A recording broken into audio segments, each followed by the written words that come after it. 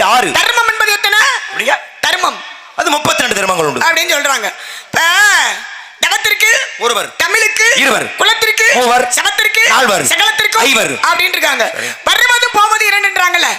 வருவதும் போவது இரண்டு என்ன? வள்ளிநாயகம் நீ கேளு, உன்னை நான் எதையும் கேட்க வேணாம்னு சொல்லவே மாட்டேன்.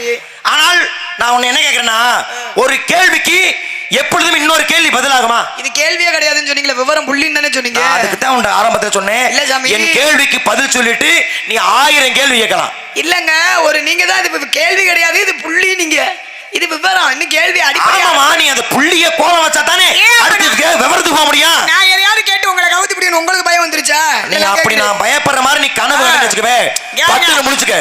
ஏன்னா உன் வாழ்க்கையில அப்படி சம்பவம் நடக்க போறது இல்ல. சொல்லியா முத கேள்விக்கு பதிலா சொல்லுங்க. முதல்ல நான் கேட்ட நீ சொன்னியா முதல்ல? கேள்விக்கு பதில் திரும்ப திரும்ப நீ அதே விஷயத்தையும் நோண்டிட்டு இருக்க. இப்ப நான் ஒரு கேள்வி கேட்டுட்டேன், என் கேள்விக்கு பதில் சொல்லிட்டு கேளு.